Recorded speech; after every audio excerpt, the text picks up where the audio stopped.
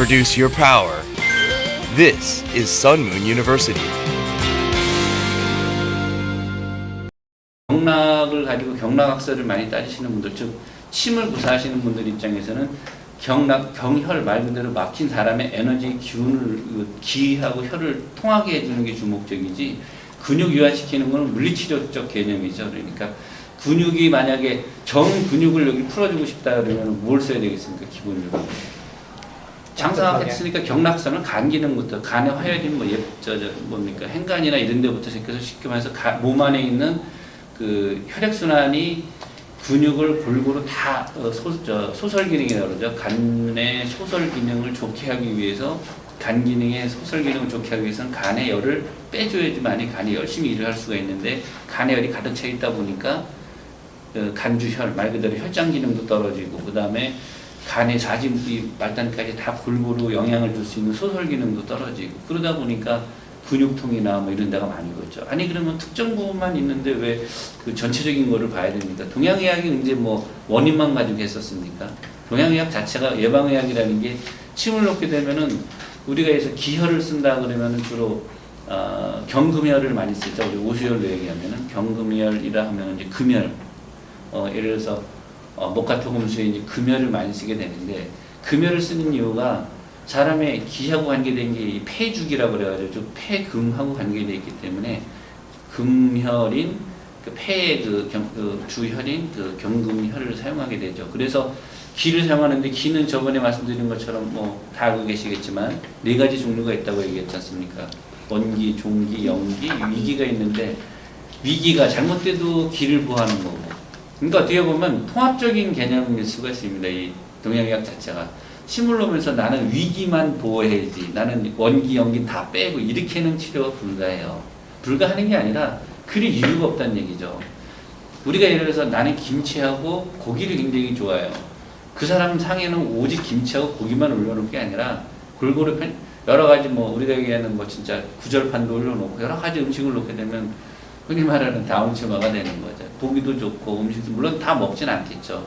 우리 문화가 좀 이 음식 문화가 굉장히 그 후한 문화지 않습니까? 우리 뭐 반찬 더 달라고 돈 더 받는 나라 아니지 않습니까? 그래서 참 외국 나오면은 일만 야박합니까? 뭐 하나 더 먹을래도, 하나 더 먹을래도 다 페이 계산하고 해야 되는데, 우리는 일단 기본 먹는 음식에 반찬이 많은 것처럼 동양의학의 기본적 그 치료법 자체가 그 하나를 치료함으로써 여러 가지를 거둘 수가 있는, 또 예방도 될 수 있는 그런 좀 치료법이에요. 그래서 그렇다고 침 뭐 한 번 쓰는 데 있어서 뭐 어떤 다른 뭐 구사하는 게 뭐 따로 별도로 드는 게 아니지 않습니까? 그래서 이 침의 위대함이라는 게 뭐 보법도 있지만, 그 다음에 또 다른 어떤 예방할 수 있는 다른 기도 같이 올려줄 수 있는. 근데 조심해야 될 게 뭐는 승하고 뭐는 사야 되는데, 이거 승사 말 그대로 보하고 정격을 써서 보하고, 아니 승격을 써서 사할 경우에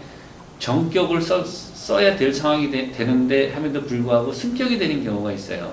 그건 이제 바로 진단 미스죠. 그래서 진단을 잘못했을 때는 자기가 판단하기에 허증으로 봐가지고 보를 했는데 오히려 실해가지고, 그게 사실은 허가 아니라 가허죠. 그러니까 사람이 아파가지고선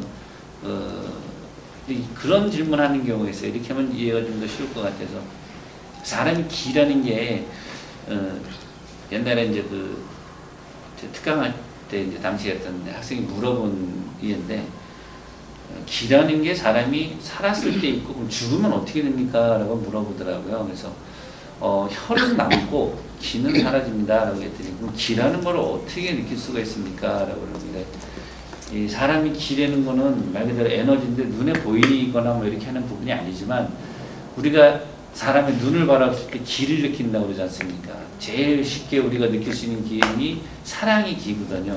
사랑의 기라는 거는 남녀간에 쳐다봤을 때, 아, 저 사람이 나를 싫어하는구나, 아니면 저 사람은 나한테 호감을 갖는구나 하는 거는 사람의 눈빛을 보는 순간 알 수 있어요. 그건 말을 안 해도 알 수 있는 건데, 그 느낌이라기 표현보다는 어떤 음양의 기가 같이 이렇게 접속되는 그런 기운인데, 이런 거를 뭐랄까, 무슨 다른 쪽 표현보다는 우리 동양의학 공부하는 분들은 기 쪽으로 표현을 해야 되겠죠. 즉 느낌이고 기인데, 사람이 건강을 유지하는 자체도 기고요. 근데 그 기를, 원동력이 되는 기를 과연 살았을 때는 이긴다고 그러지만 죽었을 때 그 사람이 사망에 이르게 되면 기가 다 빠져나간다는 부분에 있어서 뭐 어떤 식으로 설명이 가능하겠습니까? 라고 얘기를 하더라고요. 그래서 이제 우리가 임종을 얼마 두고 나서 이런 경우들을 많이 보셨을 거예요. 예를 들어서 무슨 치매를 앓으셨거나 아니면 아주 중병으로 오랫동안 고생을 하신 분들이 거의 의식이 잘 없으신 상태에 있어서 사망하기 한 얼마 전부터는 의식이 돌아오고 또 치매 노인 같은 경우에는 대화가 가능해지고 사람을 알아보게 되고 자기 유언할 거 다 하고 그리고 사망하시는 경우가 종종 있습니다. 이제 그런 걸 놓고 봤을 때 사람이 식물인간이 됐거나 뭐 식물인간 표현보다는 좀 덜한 경우에 뭐 치매라든지 아니면은 혼수 상태라든지 이런 상태가 계속 유지된다는 거는 결국 기가 많이 끊어져 있다는 생각이거든요. 기에 뭐 6가지 증후에 비해서 병증으로 병인으로 봤을 때는 뭐 기함, 기체, 기억 이런 거 많지만 기절이라는 부분이 있죠. 그래서 기가 끊어지는 상태입니다. 기가 끊어지게 되면은 사람이 사망을 하진 않지만 살아는 있는 상태인데 기가 끊어져 있다 보니까 사람의 몸에 에너지나 모든 운동이나 이런 것들이 다 제로가 돼버리죠. 움직이지 못하죠.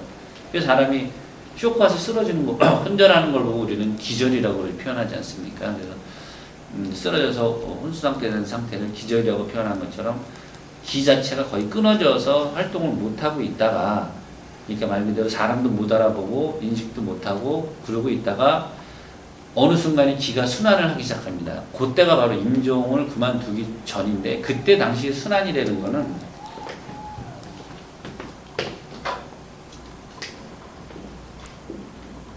기가 인체 안에서 순환을 이런 식으로 유주 방향을 가지고 기가 이제 순환하는데 우리가 경락으로 얘기하면 경락 유주 방향대로 하겠죠. 12경락의 유주 방향대로 다른 데로 몸 안에서 순환하다가 기가 하게 되면 정지하겠죠. 그래서 다 스톱합니다. 더 이상 진행을 안 하고 다 제자리에 있는 상태에서 기혈순환 중에서 아주 미세한 기만 제외한 원기만 제외한 나머지 혈하고 통해서 사람이 죽지 않고 혈이 만약에 정지하게 되면 괴사가 일어나죠. 썩는다는 얘기입니다. 사람이. 그래서 혈만큼은 순환을 가지고 있는데 아주 미세하게 흐르겠죠. 즉 대동맥 위주로만 흘러주겠죠. 그렇게 순환하다가 아까처럼 임종이 딱 눕게 되게 되면은 다시 기가 순환을 한다는데 왜 갑자기 임종 때 순환을 하게 되냐면 사실 순환이 아니라 정확히 얘기되면은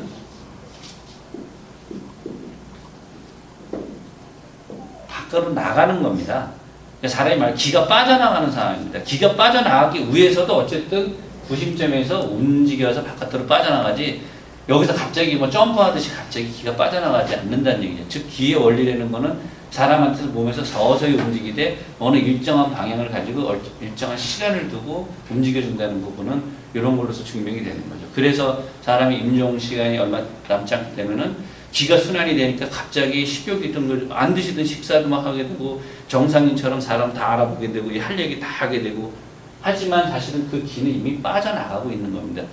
그래서 마음 공부를 많이 하신 분들이나 어떤 예지력을 가지신 그런 분들은 예지력까지는 아니지만 좀 나름대로 생각을 평소에 어떤 자신에 대한 마음가짐에 대해서 많은 생각을 하신 분들은 돌아가실 때 이 나가는 이 기에 대해서 느끼십니다. 그래서 그분들이 주로 하는 얘기가 요 기 빠져나가는 게 3일에서 6일 정도 되는데 일주일 정도 되는데 그래서 보통 본인들이 나는 일주일 후에 사망한다고 얘기를 하십니다. 왜? 자기가 기가 빠져나가는 자체를 자기 느껴지기 시작합니다. 굉장히 공허해진답니다. 몸이 굉장히 새털처럼 가벼워지면서 굉장히 공허해진답니다. 그러니까 마음이 흔히 말하는 욕심도 없어지고 사망하는데 무슨 욕심이 들겠습니까? 그 다음에 어떤 누구 미워하는 그런 마음도 없어지고 이게 마치 흔히 말하는 성인이 가는 느낌이 드는 거죠. 그런 느낌이 들면 내가 이제 갈 때가 됐구나. 그래서 지금 그런 느낌을 가질 수 있는 공부를 많이 하시는 분들이 뭘 하시는 분들이냐 바로 성리학 공부하시는 분들입니다. 성리학의 기본 모토가 그 사람이 바르게 살면은 무병장수할 수 있고 성인이 될 수 있다는 그런 이론 바탕이 성리학이거든요. 즉 사람이 자기가 욕심을 부리면은 근데 재미난 게 뭐냐면 사람이 어떻게 그렇게 안 하고 삽니까? 당장 배고파 죽겠는데 아니면은 당장 사람 남자로서 어떤 그런 이쁜 여자랑 같이 결혼을 해서 살고 싶은데 아니면은 자기한테 욕심이 생길 거 아닙니까? 명예욕도 생기게 되고 살다 보면 다 생길 수밖에 없는데 다 성리학에서 인정을 합니다. 그래서 거기에 뭐라고 하냐면 두견요돈, 즉 사람을 이제 앞과 뒤를 하목제법 두견요돈 해가지고 앞뒤를 가지고 이제 표현을 하는데, 즉 사람이 타고난 거 욕심은 못 고친답니다. 왜? 키 작은 사람이 키 큰 사람을 부러워하는 마음을 그걸 어떻게 바꾸겠습니까? 작은 거는 어쩔 수가 없다는 얘기예요. 하지만 이 장부, 즉 사람이 이 타고난 패비간신에 대한 이 장부에 대한 부분에 있어서 장부가 어떤 동하게 되는, 즉 우리가 얘기하면은 간 같은 경우는 무슨 성이 있죠? 노성 가지고 있다 그랬죠. 그러니까 그런 노성 같은 거를 잠재울 수 있게 되면은 어느 기운이 좋아져서 사람의 몸에, 즉 살아갈 수 있는, 성인처럼 평하게 살아갈 수 있는 그런 게 가능하다고 얘기한 게 바로 이 성리학의 기본 모토입니다. 그래서 저번에 말씀드린 것처럼 이정환 선생님은 의학자가 아니라, 우리가 알고 있는 의학자가 아니라 유학자라고 말씀을 드렸습니다. 유학자라는 게 결국 이 성리학을 공부하신, 우리를 잘 알고 있는 성균관 옛날에 성균관에서 우리 지금 얘기하면 공무원들 공부시켜주는 그런 성균관에서 수업을 하고, 그게 성균관 들어가는 길이 과거 시험 아닙니까? 과거 시험에 급제를 해서 거기 성균관 들어가 나중에 도성지까지 올라가고, 총리죠 지금 얘기하면 그런 자리까지 올라가는 그런 코스에 있는 분들인데, 이정환 선생님은 조금 생활이 좀 불우했습니다. 어쨌든 옛날에도 뭐가 그런 게 있었나 봐요. 돈 없으면 학교도 공부도 하기 어려웠었나 봅니다. 그래서 나중에 이제 여생도 참 굉장히 고생하시다가 돌아가신 걸로 전해지고 있는, 또 사실 고종하면은 그렇게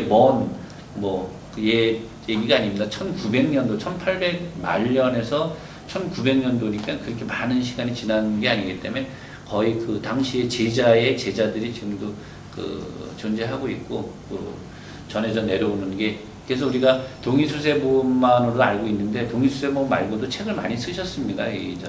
이정환 선생님. 근데 이제 의학적인 부분은 우리가 이 동의수세보험, 즉 사람이 안 아프려면은 이 체질론, 그러니까 오행론을 완전히 뒤집어 엎은 케이스입니다.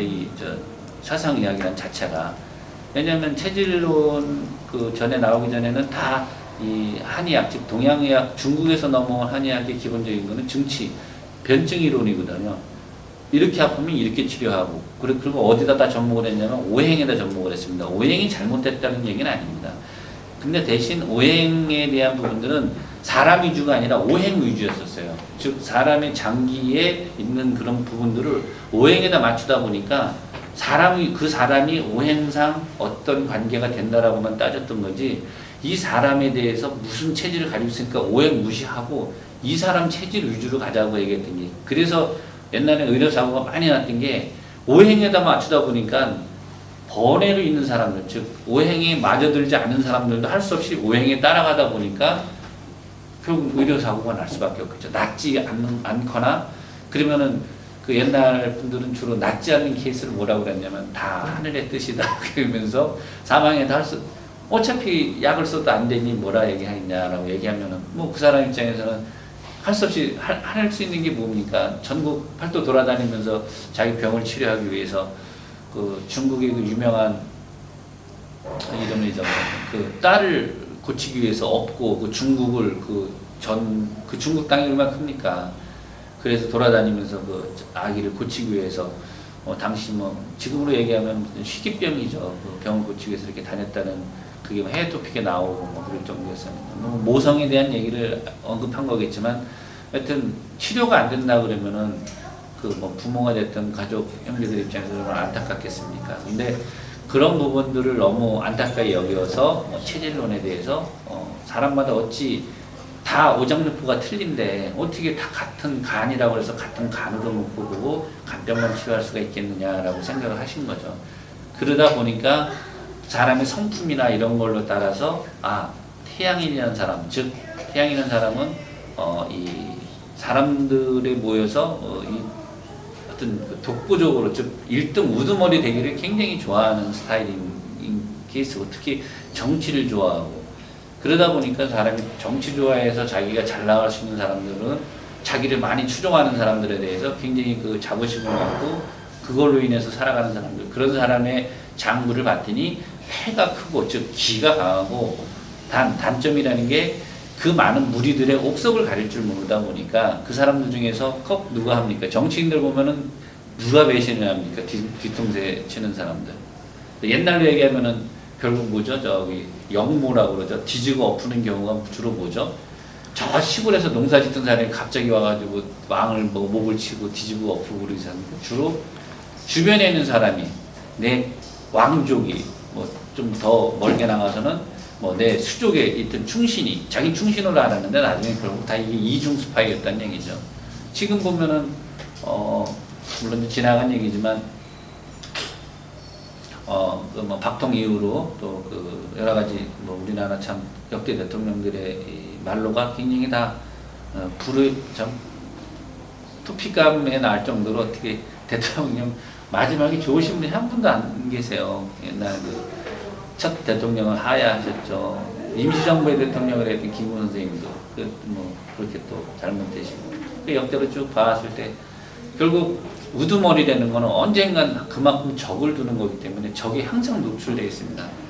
그런 부분을 놓고 봤을 때 태양인들의 이 심성 자체는 그 사람이 잘못돼서가 아니라 이게 적인지 아군인지를 정확하게 가려내지를 못하는 그런 그 예지 능력이 없다는 얘기죠. 그래서 그 자기가 성품적으로는 너무 진취적으로 일은 굉장히 잘 해나가지만 그렇게 옥석 가릴 수 있는 기능이 떨어지다 보니까 간 기능이 약할 수밖에 없는 겁니다. 그래서 간 기능 그런 사람들의 성품을 보니까 장부상으로 이제 물론 이제 앞부분에 성명론에 대한 얘기지만 중간에 장부론을 놓고 보다 보면은 간이 작고 폐가 큰 사람을 우리는 태양인으로 표시를 한다라고 했습니다. 그래서 태양인의 성품 자체로는 주의해야 될 거는 그러면 이런 사람들이 주로 뭐가 문제가 되겠습니까?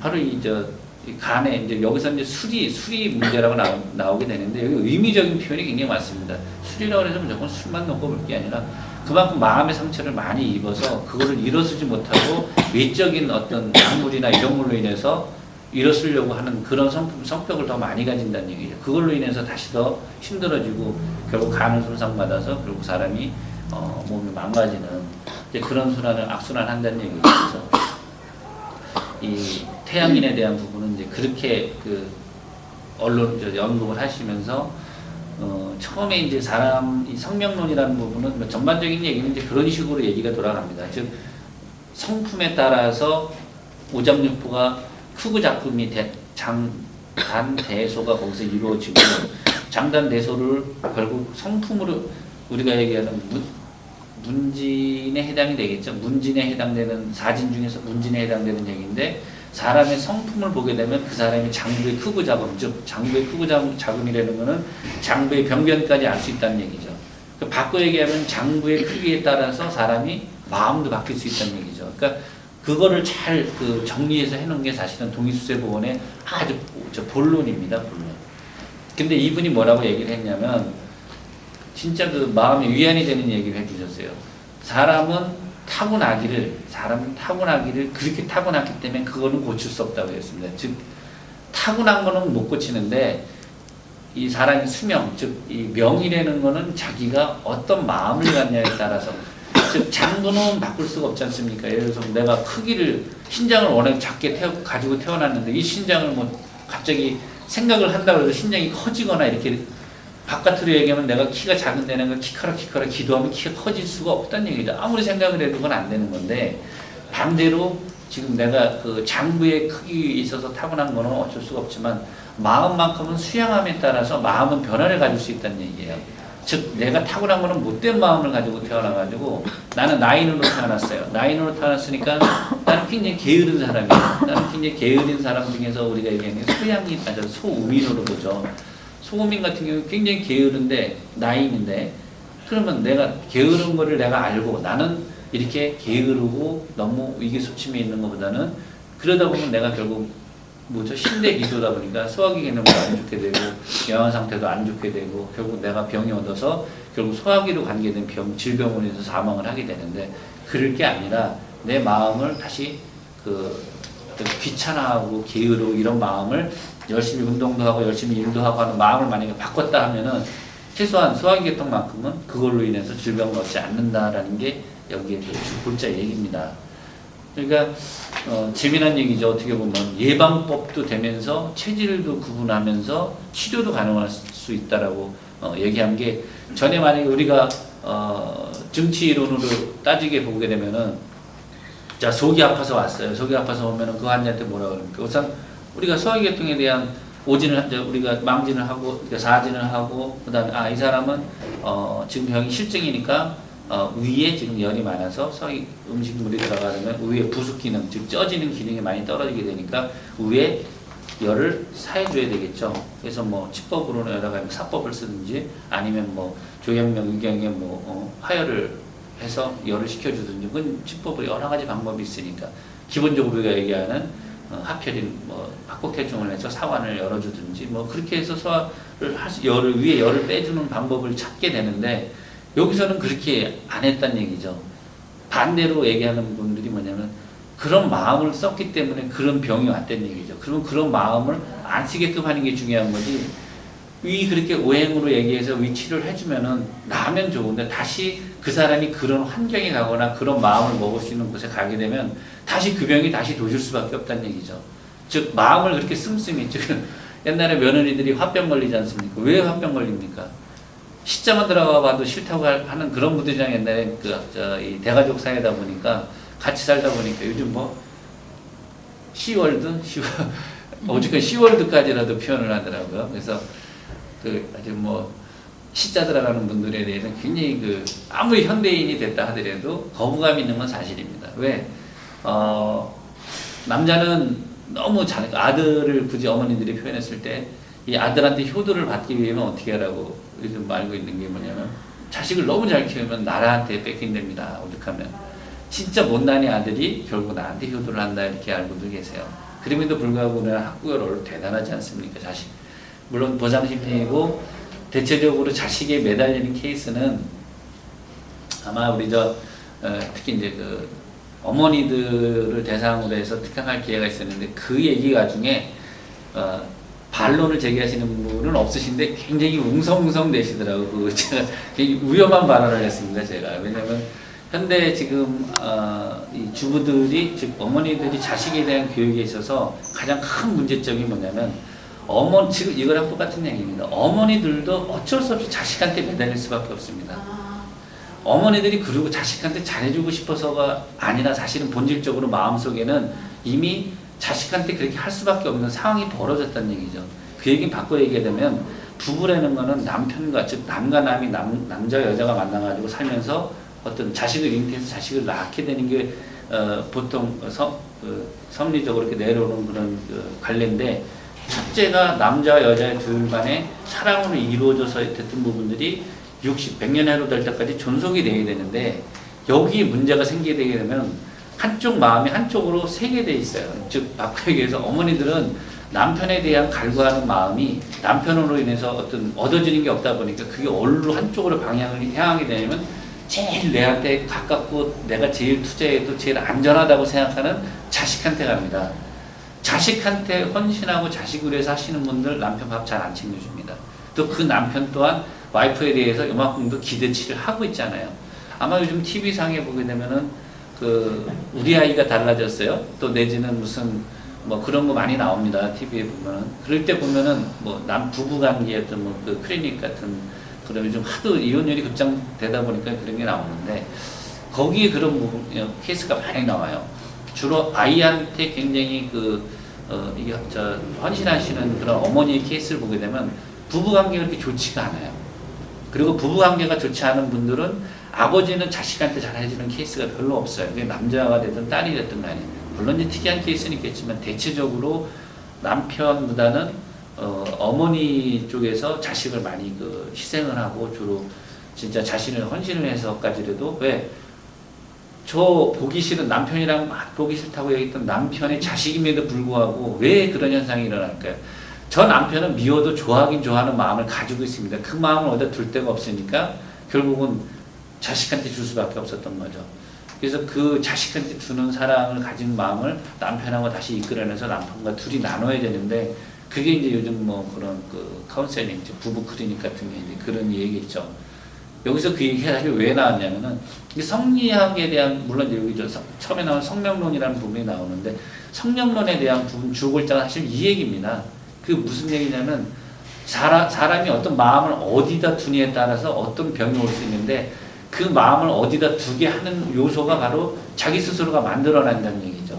지금 부부 같은 경우에도 부부 둘이서 알콩달콩 재미나게 살면 자식한테 자식 돌볼 틈이 없어요. 부부 금실 좋은 사람들 치고 자식을 위해서 시상하고 자식을 위해서 막 매달리고 뭐 그렇게 하지 않습니다. 근데 사실은 거꾸로 부모가 그렇게 자기 아버지라는 사람을 내팽개쳐놓고 자기를 위해서 헌신해준 어머니한테 사랑을 받고 자란 자식이 나중에 커가지고 우리 엄마는 난 아버지는 모르지만 어머니를 위해서 내가 최선 헌신을 하겠다 그런 마음을 가지고 열심히 살까요? 대부분 그런 케이스는 별로 없습니다. 네. 대부분 자식된 입장에서는 제일 그 큰 자기 어떤 그런 그 우상이 되고 자기에 대한 본보게 될 사람이 부모거든요. 그러니까 그 자식이 결혼해서도 어떻게 보면은 평탄한 길을 갈 수 있는 확률이 좀 적어집니다. 봤기 때문에 그거에 대해서. 그래서 자기는 안 한다 하지만 가정폭력이라는 것도 아버지가 이렇게 폭력적인 걸 보고 자기는 안 한다고 그러면 결국은 뭡니까? 자기도 모르게 그 잠재적인 그 뭐 유전자라고 표현까지는 안 하겠지만 그런 사실 그 장기 우리가 얘기했던 오장육부가 닮았기 때문에 오장육부가 닮았다는 얘기는 성품도 닮았고 여기서 나오면 이제 성품까지 나옵니다. 성품 닮았죠. 오장육부 뭐 가지고 닮았다고 했습니까? 얼굴 닮으면 닮았다고 했지 않습니까?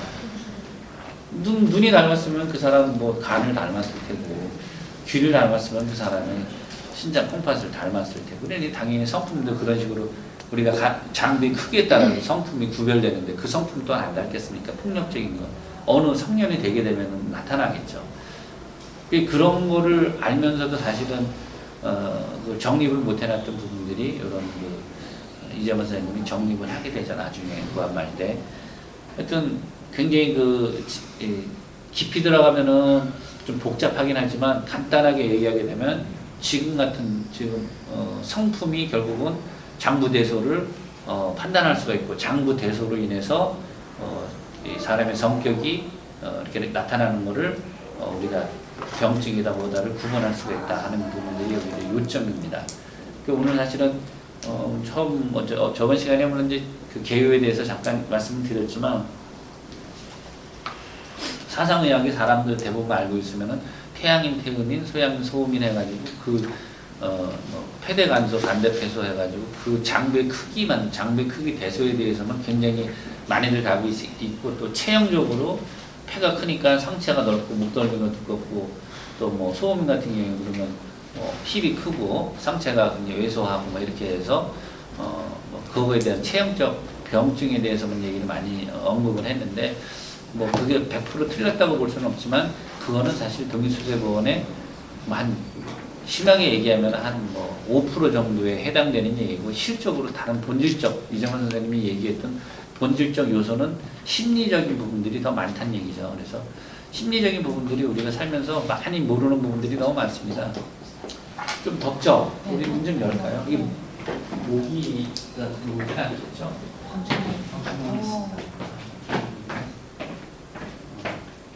이 스페를 줬습니다. 스페서.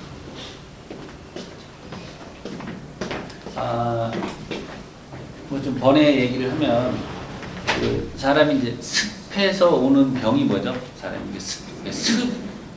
몸이 외적 요인은 뭐 풍화산습조화는 뭐 우리가 얘기하는 살아가면서 계절적으로 느껴지는 거니까 내 몸 안에도 사실은 이제 습병이라는 게 있죠. 그 우리가 나이 드신 분들한테 습병 하면은 뭐 몸이 습해서 생기는 게 관절염이다 뭐다 막 얘기를 많이 하시는데 사실은 뭐 우리 장사 때 다시 같이 있었던 팀이니까 습으로 인해서 오는 병이 있죠.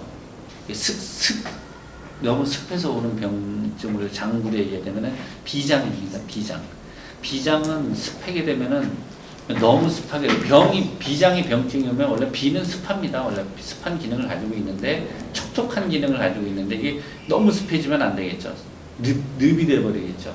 그렇게 되게 되면 병증이 오게 되겠죠. 그래서 비장이 만약에 병증이 온다 그러면 당연히 우리는 비장을 권해주는 즉 비장을 말려주는 침법을 구사하든 뜸을 구사하든 뭐 보법을 쓰든 간에 비를 건조해주는 탕제를 쓰게 되면 비장을 말려주는 그런 약을 써야 되겠죠. 그래서 비장 그러면 이제 비위니까 위장 같은 경우에는 무슨 증을 가지고 있습니까? 위장은 대부분이 습합니까?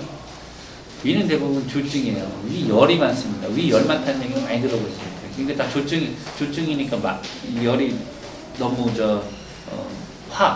즉 위에 열이 많아서 열정으로 인해서 부속 기능, 위장에서 하는 기능은 사실 쪄지는 기능뿐이 없습니다.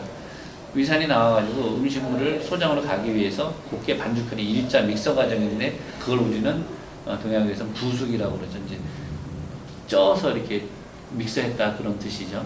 그런 부숙 기능을 가지고 있는 건데 그 기능이 떨어지게 되면은 주 원인이 거기에 위에 열이 발생해서 오는 경우입니다. 열증은 병증으로 오면 차갑게 오는 게 있고 열증이 너무 오버돼가지고 조증으로 오는 경우가 있겠죠. 무슨 얘기냐면 병증에서 놓고 보면은 병이 1차 단계, 2차 단계, 3차 단계 암으로 얘기되면은 암 1차, 2차, 3차가 오듯이 우리가 간으로 얘기하면 간염, 간경화, 간암 이런 식으로 순차적으로 진행되는 케이스가 있는데 병증에서 보면은 이제 우리가 8강에서 얘기하는 그 병증으로 놓고 봤을 때는 병이 실했을 때와 허했을 때 차이가 확연하게 드러나죠. 만약에 허하면은 주로 병이 아까 얘기했던 열증이다 그러면 한증으로 변하게 되고 병이 실하게 되면은 열증에서 조증 아니면 화증으로 변하게 되겠죠. 너무 심하게 되면 사실은 조증이고 더 심하게 되면 화증이고 병이 만약에 허한 게 너무 일반 허해지면은 열증이 한증으로 변하고 한증이 너무 더 심해지면 냉증이 되겠죠. 그래서 여자들 같은 경우에도 부인까지라 놓고 봤을 때 몸이 아랫배가 차다. 그래가지고 무조건 우리는 냉증이나 한증으로만 보고 있는데 사실은 열이 위로 올라가 있는 거 아닙니까? 수승화강의 원리가 잘 안 되다 보니까 하초회가 냉하게 되면은 상초는 당연히 더워지겠죠. 열이라는 거는 꼭 반드시 수업 시간에도 눈이 강조되는 얘기지만 일반인들하고 이 동양의학을 공부하신 흔히 말하는 의자라고 그러죠. 의료에 관계된 하시는 분들하고는 전혀 생각 차이가 전혀 틀려야 됩니다. 일반인들이 알고 있는 상식은 상식일 뿐이에요. 몸이 차다라고 그래가지고 몸이 차다고 얘기한 거는 자기가 선천적으로 타고날 때부터 나는 수족이 차다고 해서 찬 거는 아니면 나는 몸이 항상 열이 많아가지고 덥다라고 얘기하는 부분들은 그 본인이 자각으로 느끼는 것 뿐이지 의료인 입장에서 봤을 때는 그렇게 보시면 안 된다는 얘기죠. 항상 차단 얘기는 무슨 얘기죠? 반대로 어디에 열이 몰렸다는 얘기를 우리는 들어야 됩니다. 반대로 들으셔야 되는 거예요. 또 우리가 몸이 너무 열이 많다는 얘기는 어디로 차가운 게 몰려있다는 얘기죠. 그 몰려있는 차가운 것들을 끄집어내가지고서 식혀주는 거죠. 식혀주는 거를 차가운 걸 많이 끄집어내서 이 열이랑 믹서를 시켜서 따뜻하게 해주는 걸 우리는 보법이라고 얘기를 하고 거꾸로 여기 뜨겁게 지금 열이 많아가지고 뜨거운 애들을 우리가 내쫓아가지고 혼내켜서 내쫓아서 네 자리로 돌아가라 가서 걔들이 돌아감으로 인해서 차가운 애들이 있을 자리가 없으니까 다시 원위치로 돌아오는 상황을 우리는 사법이라고 얘기를 합니다. 그래서 직접적인 거는 주로 사법이요. 순회해서 얘기해서 달려서 얘기하는 거는 원리로 우리가 치료하는 거는 다 똑같습니다. 원칙적으로는 다 평하게 만드는 거니까 따뜻하게 만들어주는 게 주 목적이지만 직접적으로 우리가 열을 쫓아서 차가운 게 돌아오게 해서 하는 방법, 즉 직접적인 방법은 우리는 사법이라 얘기를 하고 승격이라고 얘기를 하죠. 그 다음에 반대로 돌아서 몸이 차가운 곳을 따뜻하게 해줘서 쫓아서 다시 따뜻한 애들로 합류를 하게 하는 게 우리는 보법이라고 얘기합니다. 결국 보살은 상반된 것 같지만 사실은 같은 맥락으로 치료해서 놓고 봤을 때 같은 맥락으로 보시면 되는 겁니다. 그 사람 마음을 평안하게 해줄 수 있는 거는 환자 중에서 재미난 얘기가 있는데 그런 얘기 많이 합니다. 제일 양방에서도 이제 지금 저희 그 장모님도 병원에 지금 대장에 용종이 생기셔서 용종 검사를 하셨었는데 그 용종 자체가 하나만 있는 게 그러니까 이제 평소에 대장 내시경을 안 한 게 이제 확인이 됐죠. 그 폴립이라는 부분이 뭐 다들 아마 우리나라 식습관이 있는 분들 용종 없는 분들은 없을 겁니다. 다들 한두 개씩은 다 가지고 계세요. 그 그 용종 자체가 폴립이 나중에 많아지게 되면 대장을 막습니다. 폴립이 많아지게 되면 대장 자체가 사이즈가 뭐 그게 이름이 대장이지 큰 대장은 대장이지만 사이즈가 이렇게 큰 용량 자체가 크진 않다 보니까 폴립이 막게 되면 어떻게 되겠습니까? 대장으로 지나갈 수 있는 거를 막게 되겠죠. 뭐 최소한 폴립 한두 개 가지고 못 막겠죠. 최소한 이 정도 그 부경을 막으려면은 뭐 폴립 개수로 얘기하면 뭐 100여 개가 돼야지만이, 그럼 100여 개 되려면 한참 걸리지 않습니까? 순식간이거든요. 우리가 예를 들어서 이런 트러블 생길 때, 뭐 빨간 반점이 조금 생겼다가 나중에 트러블 생기면 어떻습니까? 확 번지죠. 사람 몸은 급속도로 번집니다. 왜 급속도로 번지는 이유 중에서 대표적인 게 이 혈관 때문에 그렇습니다. 혈액순환이 이 어떤 사람의 그 트러블 신경계통을 그 제일 최종적으로 트러블을 만들게 되는 게, 반점을 만들게 되는 게 결국 우리가 모든 온몸 안에 혈액이 다 분포되어 있다 보니까 암도 결국 뭘 타고 다닙니까? 혈액을 타고 돌아다니거든요. 그래서 빨리 발병되게 되는, 즉 급성으로 어느 단계가 되면은 이게 거의 기하급수로 되게 됩니다. 그러니까 2km가 4km에서 4km, 6km로 가야 되는데 8km로 뛴다는 얘기죠. 스피드가 8km, 16km 막 승수로 가다 보니까 너무 빨리 확산돼서 불과 한 8개월 정도, 즉 변이 불편하거나 이런 거 느끼기 시작하는 게 한 8개월 정도 되는데, 8개월 정도 뭐 보통 사람들 보면은 뭐 변비 다 있지 않습니까? 아니면은 뭐 약간의 뭐 변이 가늘어지거나 식변이 있어서 아랫배가 더부룩하거나 이런 건 좀 있는데, 그런 폴립으로 인해서 결국은 지금 이제 대장암 수술을 하셨어요. 수술을 하시고 떨어진 거를 조직을 해보니까 3기입니다. 3기인데 현재 전이된 상태는 이제 천만다행히 이제 고령이시다 보니까 80이시다 보니까 암 속도도 느려요. 그러니까 뇌세포가 이게 좀 어떻게 보면 아둔해진 겁니다. 연세가 많으시면은 뇌 활동량이 줄어들다 보니까 암 애들도 얘 전달을 받아서 빨리빨리 움직여야 되는데, 뭐 나이 드신 분이다 보니 여기 전달이 느린 겁니다. 이 신경계통이 느려지다 보니까 당연히 암에 대한 진행 속도도 느립니다. 그래서 전이 되는 속도도 당연히 느려서 어떻게 보면 그게 장점으로 볼 수 있는 건데, 장점이라는 표현은 뭐하지만 여튼간에 그렇게 암 치료를 하셔서 지금 이제 병원에 계신데, 지금 하여튼 뭐 제가 지금 그 환자 중에서 제일 많이들 그 진단할 때 양의학적으로 진단하는 부분들은 원인을 모를 경우에는 대부분 뭐라고 얘기합니까? 스트레스성이라고 얘기를 많이 합니다. 스트레스성이라는 거는 바꿔 얘기하면은, 우리로 얘기하면 신경성이라는 얘기인데, 신경 쓰시면 병이 옵니다라고 얘기합니다. 근데 이 사람 직업이 신경 쓰는 직업이에요. 그래서 뭐 저녁에 뭐 우리 직업 뭐 주점이나 뭐 술을 이렇게 파는 데라고 그러면 그 취객들하고 매일같이 상대해야 됩니다. 신경 쓰지 마세요라고 그러면은 그걸 그만두든지, 아니면은 그쪽에 일을 뭐 하여튼 자기가 종사하는 이상은 계속 신경 쓸 수밖에 없겠죠. 스트레스를 받을 수밖에 없겠죠. 자기하고 뭐가 안 맞는 겁니다. 그게 직업도 사실은 가장 이상적인 직업이라 하면은 세 가지가 충족이 돼야 되겠죠. 일단 경제적으로 충족이 돼야 될 테고, 지금은 사실 현대인은 대부분 그렇습니다. 그 다음에 자기가 좋아하는 일이어야 될 테고, 그러니까 자기가 좋아하는 일 하면서 거기에 수익까지 챙긴다 그러면 뭐 그것처럼 얼마나 이상적인 거, 두말하면 뭐 제가 봐보겠죠. 마지막으로가 이제 거기로 인해서 명예, 즉 거기에 대한 그 아무리 자기가 좋아하는 일을 하고 수익을 많이 한다 하더라도 남들에 대해서 인정 표현보다는 좀 이왕이면은 좀 그 하이클래스 좋은 직업 면에서 존경을 받을 수 있는 그런 직업이라 하면은 세 가지가 충족되게 되면은 뭐 그건 더 이상 좋은 직업이 그런 상황이라 하면은 스트레스를 받을 이유가 없겠습니다. 뭐 상식적인 얘기이지 않습니까? 근데 우리나라 이 학계의 정책 자체가 정책을 비판하는 건 아닙니다. 왜냐하면 과도기적이다 보니까 그럴 수밖에 없었습니다. 우리나라 70년도, 80년도 당시에 대학을 전공해서 자기 학과 우리가 얘기하는 전문직이라고 그러죠. 그런 전문직을 제외하고는 다 뭐합니까? 다 거의 증권가에 가 있었죠.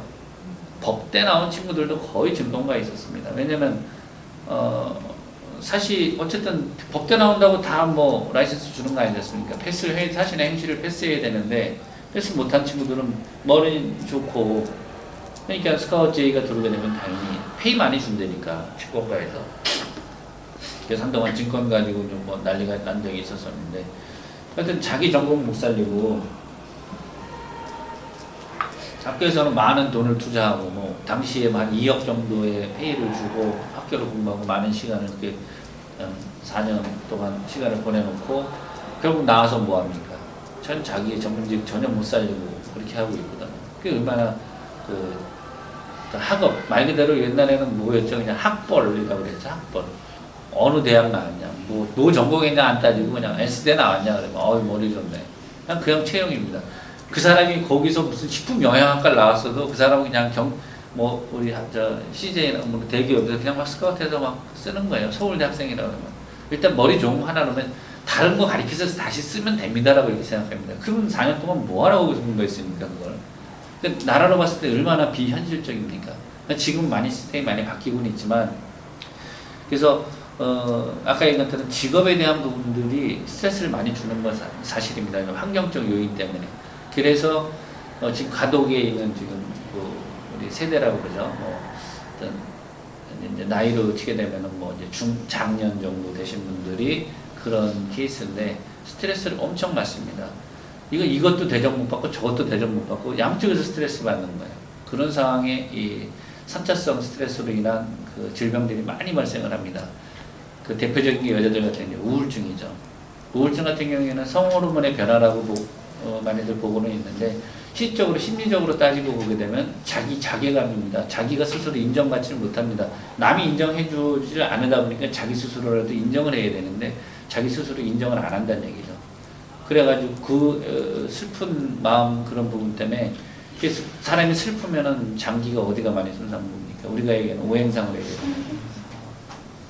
신장은 이제 공포, 우리가 얘기하는 칠정에 놓고 봤을 때 사실 칠정이 다 맞는 건 아니지만 주로 이 사람의 어떤 그 성향에 가지고 있어서만큼은 꼭 칠정을 딱 안 나누더라도 7가지가 안 나누더라도 그 큰 바운더리는 거의 비슷합니다. 예를 들어서 우리가 여기 사상으로 얘기하는 간 같은 경우에도 암 환자나 간에 병변이 생기게 되면은 대부분이 노성을 갖는 것은 사실입니다. 왜냐하면 우리 병원에 암 환자에 간병하시는 분들 얘기 들어보면 금방 합니다. 간 암 환자는 제일 처음 들어오신 분, 간병인 중에서도 제일 쫄병이 가서 합니다. 제일 고참들은 간암 환자 들어왔습니다. 다 제일 싫어합니다. 간암 환자. 왜? 노성이 제일 강한 환자라서 암 환자라도 좀 나긋나긋하고 말을 듣는 환자를 써야 되는데 예를 들어서 그 사람이 스님일정, 그 사람이 목사님일정 간암 걸려서 오게 되면은 육두문자 쓰고 막 집어던지고 막 난리를 친다는 얘기예요. 즉 자기가 그러는 게 아니라 하여튼 장기의 이상으로 인해서 성격이 변하게 되는 겁니다. 성격이 변하게 돼서 그걸로 인해서 나타나는 거. 폭언적인 거는 노성을 띈다고 얘기했기 때문에 뭡니까? 사람이 굉장히 난폭해진다는 얘기죠. 그거는 역시 간의 노성 가지고 있다는 칠정의 말은 확실히 맞는 거구나라고 이제 얘기가 되는 겁니다. 그래서 사람이 너무 슬프고 그러게 되면 소화기계통이 망가지죠. 소화기계통하고의 문제되는 게 사람들이 사실 어느 누구나 마찬가지겠지만 기뻐서 밥 먹으면 소화 잘 되겠지만 기분 안 좋아서 밥 먹는데 소화 되겠습니까? 상식적인 부분이라 얘기할 수 있겠지만 그게 반복되다 보면 아무리 기쁜 마음을 가지지 못하고 즉 이 소화기계통이 어떤 문제가 생기기 시작하면은 역순일지 모르겠지만 마음도 자꾸 슬퍼진다는 얘기죠. 자꾸 무기력해지고 결국 그걸 우리는 우울증이라고 많이 표현을 합니다. 그래서 거식증 환자 중에서 슬퍼도 화나면은 아니면 내가 괴로우면 밥을 많이 먹는다 그러는데 그런 일종의 병적으로 나타나는 현상이고 대부분이 마음이 안 좋고 이렇게 되면 식사를 잘 못하게 됩니다. 못하게 되는 게 마음적인 부분 때문에 못하게 되는 것도 있지만 그런 상태에서 억지로 식사를 하셔봐야 체하게 되고 안 내려가게 되겠죠. 그거는 아까 얘기했던 우리가 일반인들이 보는 상식적인 개념으로 보는 게 아니라 의학적인 개념으로도 맞아 떨어지는 얘기예요. 그래서 지금 현재 사상 심장을 제외한 심장은 군주진간이라고 해서 제외를 했습니다. 심장의 병변은 하늘이 말 그대로 여기서 이장훈 선생님이 하늘이 정하는 거기 때문에 그건 사람이 다스릴 수 있는 게 아니라고 이제 얘기를 합니다. 그래서 신장에 대한 부분은 제외하고 네 가지를 가지고 체질을 나누게 되는데 그 신장을 제외하게 되니까 나머지 뭡니까? 폐비, 간신이죠. 폐비, 간신에 대해서 순서를 정해줍니다. 순서를 정해주게 되는데 성명론에서 우리가 이제